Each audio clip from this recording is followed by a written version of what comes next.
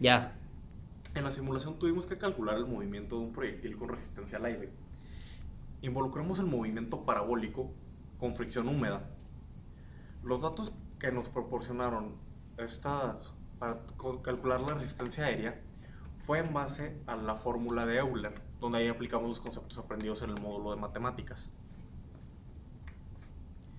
Esta fricción hace que el proyectil no alcance su velocidad máxima tanto en su eje X como en su eje Y. Y fuimos capaces de modelar todo esto a través de las herramientas que obtuvimos del bloque de MATLAB. En una explosión volcánica usualmente se tiene una velocidad inicial de un proyectil de unos 550 km por hora aproximadamente. La altura de un volcán, basándonos en los volcanes de México, sacamos que en promedio era de 2.999 metros. Además tenemos que una masa de estos proyectiles tiende a variar de entre unos 50 y unos 70 kilogramos, y el ángulo de salida por la forma del volcán puede ser entre unos 20 y 90 grados, que son las variables que nos van a ayudar para calcular este reto.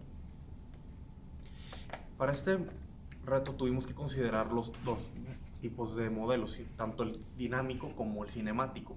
El cinemático para los casos en los que no se nos pedía la resistencia del aire, y el dinámico en los casos en los que sí, y también la gravedad, porque el movimiento cinemático nada más se encarga de las velocidades y del movimiento, bueno, se encarga del movimiento de una partícula, y el dinámico involucra también las fuerzas y cómo se origina este tipo de movimiento.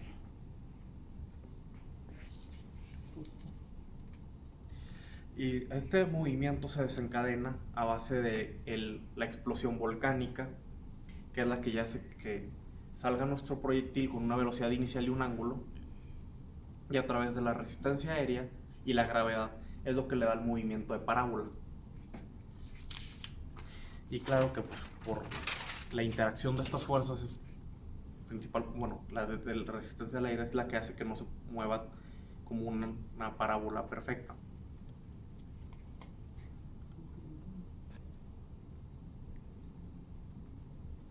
Y pues aplicando los términos, primero tuvimos que ver pues cuáles eran hacer unas variables que nosotros íbamos a aplicar, que en nuestro caso es el ángulo, la masa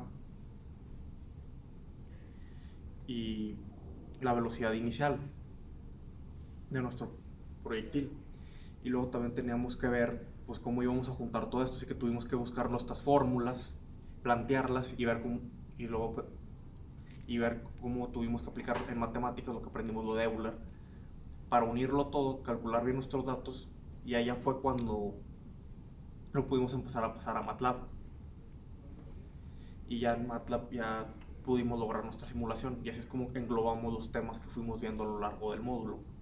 Y yo pienso que sí tiene alguna relevancia con el módulo científico por sus etapas principalmente, que esa es una hipótesis. Nuestra hipótesis era el ver cómo iba a influir el movimiento, la resistencia aérea en nuestra modelación, y ya después de eso pues tienes que ir haciendo tus pasos, tus observaciones, la experimentación, que es la simulación, y ya tener resultados, que pues es ver cuál fue la diferencia entre nuestros modelos y a dónde llegaban nuestros proyectiles.